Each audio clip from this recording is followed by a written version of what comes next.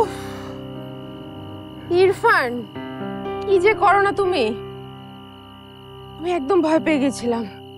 কেন ভয় পেয়েছো কেন? আমি কি বাঘ না ভাল্লুক যে আমাকে ভয় পেতে হবে? তুমি আস্তে একটা ভূত।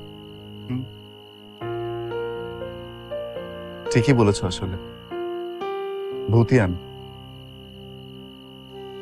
মানুষের সাথে যেমন ভূতের দেখা হয় না, ঠিক তেমন তোমার সাথেও আমার দেখা হয় না।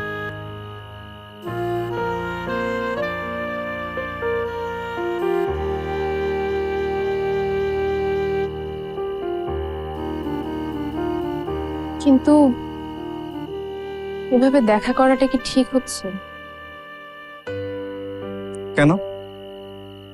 এখানে ভুলটা কোথায়? আমার নিজের বিয়ে করা বউয়ের সাথে আমি দেখা করছি, সেখানে ভুল কিসের?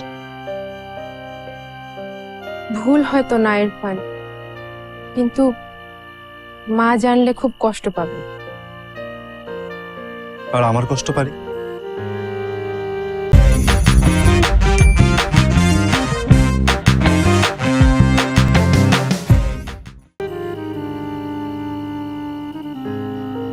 বারে, তোমার আবার কি কষ্ট? ও, তুমি সবার কষ্ট দেখো আর আমার কষ্টটাই দেখতে পাও না।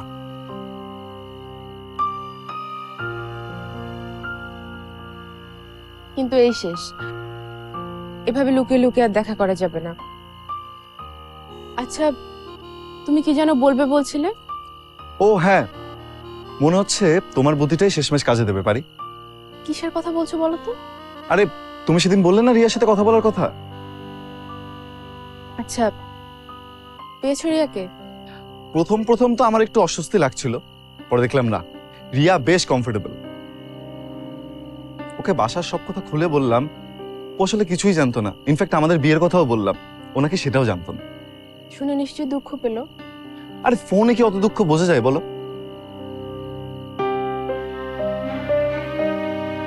ওর কাছ থেকে পজিটিভ কিছু পেলে? শোনো পারি, রিয়া খুবই এক কথার মানুষ। ও যেটা বলে সেটা করে, ওর কথায় আর কাজে খুব মিল। ও যেহেতু একবার বলেছে, আই এম শিওর ও কিছু না কিছু করবেই। আর জানো তো, ওর ভেতরে না কোনো প্যাচগোজ নেই, একদম এক কথার মানুষ। এটা তো খুবই ভালো খবর। রিয়া পাশে থাকলে তোমার কাজকর্ম খুব সহজ হবে। এক্স্যাক্টলি। পারি, বলছি তুমি এবার টাকার পেছনে ছোটা বন্ধ করো। আর তাছাড়া এমনিতেও তোমার 5 কোটি টাকা জোগাড় করতে কষ্ট হয়ে যাবে। আর রিয়া যখন বলেছে, তখন দেখো কিছুদিনের মধ্যেই সবকিছু ঠিক হয়ে যাবে, কোন একটা সমাধান নিশ্চয়ই হবে।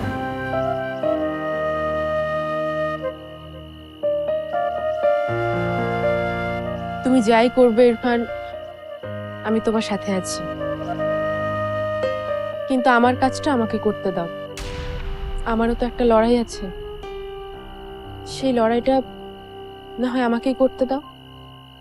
এই লড়াইটা করব বলেই তো তুমি এতবার বলার পরেও আমি এ বাড়ি থেকে যাইনি। পারি, আমি কি বলেছি তুমি কি বলেছো এত কিছু কি মনে রাখলে চলে? দেখো, তুমি আজিজা রহমানের কাছে গিয়ে সময়টা বাড়িয়ে এনেছো, সেটাই তো অনেক। তোমাকে আর কিচ্ছু করতে হবে না পারি। এই ইরফানকে কি আমি চিনি? পারি, তোমার কিন্তু একটা উপহার পাওনা আছে আমার কাছে। কি উপহার? এটা, যার একটা তোমার কাছে আর একটা আমার কাছে। মনে মনে আমি তোমার উপহার গ্রহণ করলাম। যেদিন আমি তোমার মানে আমাদের ঘরে যাব, সেদিন না হয় এই নুপুরটা পরিয়ে দিও। এখন আসি ইরফান, রাত অনেক হলো। তুমিও ঘরে যাও, বেশি রাত জেগো না, শরীর খারাপ করবে। আসি।